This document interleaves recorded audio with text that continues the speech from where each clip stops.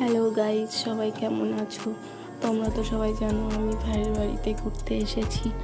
আগের দিন লোডশেডিং থাকায় আমরা কেউ সারা রাত ঘুমাতে পারিনি, তাই ডিসিশন নেওয়া হলো ইনভার্টার নেওয়া হবে। দেখো, আমরা সবাই মিলে বেরিয়ে পড়েছি ইনভার্টার কেনার জন্য। ইনভার্টার কিনতে গিয়েও আমার সাথে একটা বড় অ্যাক্সিডেন্ট ঘটে গিয়েছিল। তোমরা পুরো ব্লগটা দেখলে বুঝতে পারবে। আমার প্রতিদিনের সাধারণ জীবন তোমাদের কেমন লাগছে অবশ্যই কমেন্টে জানিও। দেখো, আস্তে আস্তে আমরা পৌঁছে গিয়েছি দোকানে, ইনভার্টার দোকানে। আমরা তাড়াহুড়া করে এসেছি যে কিছুই সেরকম খেয়ে আসা হয়নি, তার জন্য এই ক্রিম রোলটা খেয়ে নিলাম। দেখো, আমার এতটা ঠান্ডা লেগেছে, মানে খুবই গলার অবস্থাটা খুবই খারাপ। খেতে বেশ টেস্টি ছিল ক্রিম রোলটা, কিন্তু ওই দোকানে এত মশা ছিল যে ওখানে বসে থাকা যাচ্ছিল না। তাই আমি ব্যাট দিয়ে মশাগুলো মারতে মারতে আমি পুরো হাঁপিয়ে গেছি।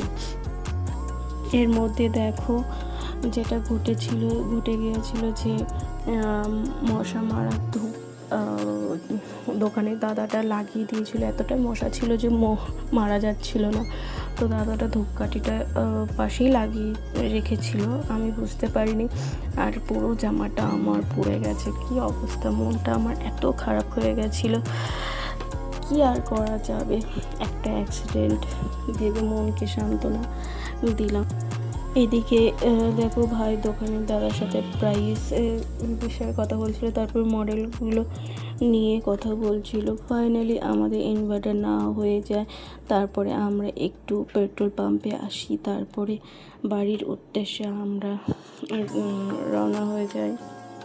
কি আর করা যাবে গাইস, দুর্ঘটনা ওটা তো বলে হয় না, তো কি আর করা যাবে। হয়ে গেছে একটা, সেটা ভেবে আর লাভ নেই। দেখো, ইনভার্টারটা আমরা গাড়িতে তুলে দিল দোকানে দাদাটা। তারপরে আমরা ইনভার্টারটা নিয়ে বাড়িতে চলে এলাম। বাড়িতে চলে আসার পরে তারপরে তোমাদেরকে তো বলেইছি, বাড়ি আসার আগে পেট্রোল পাম্পে গেছিলাম, তো ওখান থেকে বাড়িতে ফিরলাম। বাড়িতে ফিরে তারপরে ইনভার্টারটা দেখো কি সুন্দরভাবে সেট করে দিয়ে গেছে।